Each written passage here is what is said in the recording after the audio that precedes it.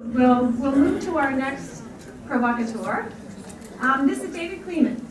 So the survey references a trend, and we talked about it a little bit in the previous discussion, that we're seeing that children's choice of and interaction with educational media drops off, it feels like, sort of precipitously after the preschool years.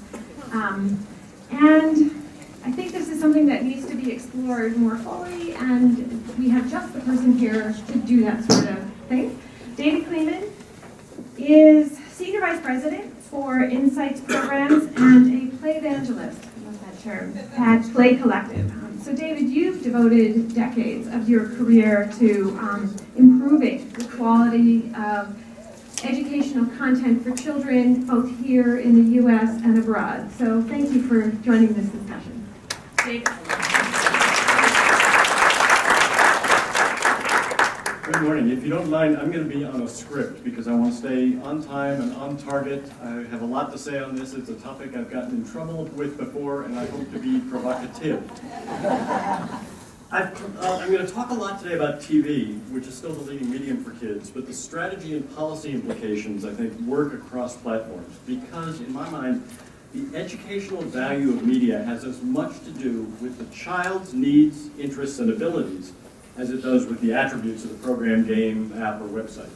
I've got two central points. First, maybe kids stop consuming educational media because what we offer isn't relevant or real to them. And before we pursue the report recommendation to create more content in curriculum areas that parents rate as weak, we need to answer why what we have now isn't working for them. Second, maybe older kids, or many older kids, are engaged with educational media, just not as defined by the research. Pursuit of media in the interest of a passion or curiosity, resources like YouTube and Google, supplants consumption of packaged media that's designed to teach something. Interestingly, when the survey asked parents about their own educational media use, the examples given were of self-directed, connected learning, looking up a recipe, getting health information, answering questions. In some cases, kids feel they learn from media even when it has no educative intent. A German research institute that's affiliated with the International Children's TV Festival, that I'll talk about in just a moment, asked 7 to 10-year-olds around the world which programs they learn from.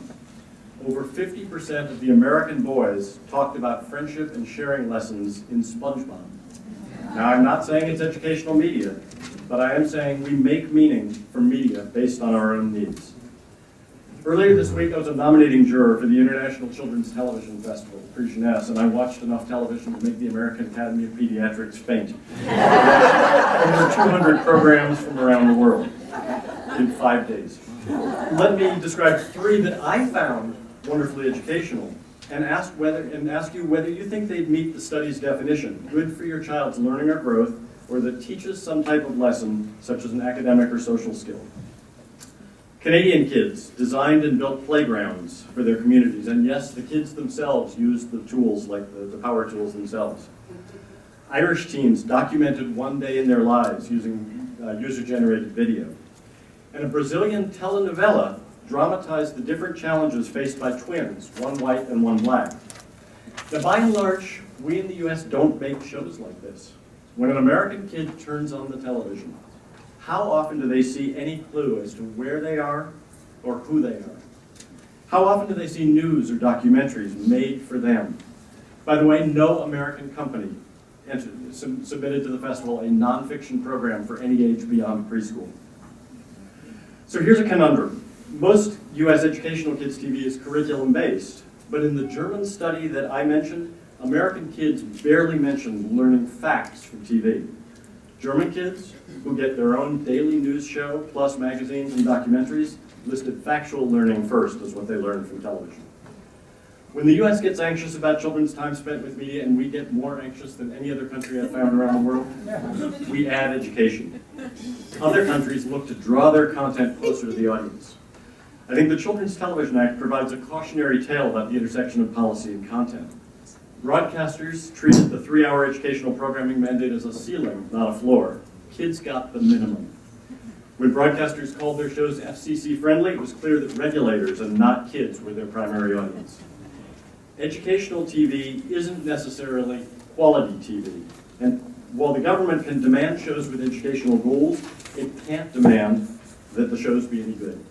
After a few innovative efforts at the start, broadcasters found they had no incentive to invest financially or creatively in their EI shows for older kids, and the ratings flatlined.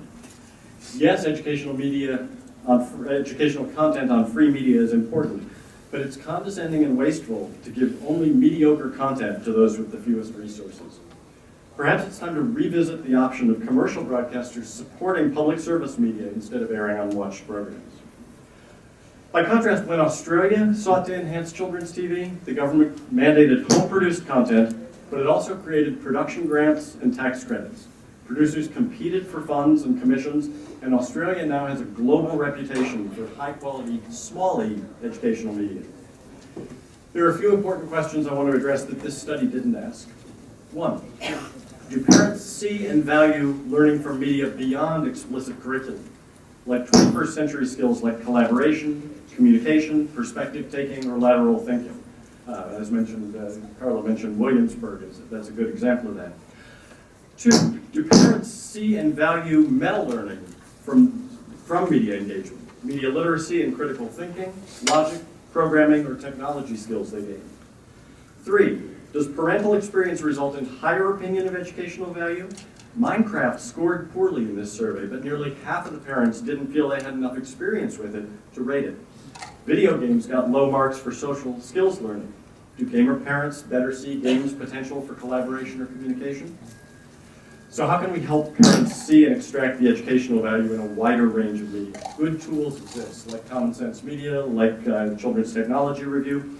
We need a wide range of resources, though, so parents can find the ones that match their values and their media matrix.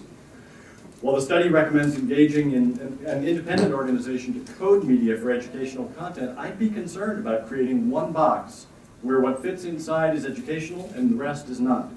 This doesn't consider the needs of the child or the whole child view of learning.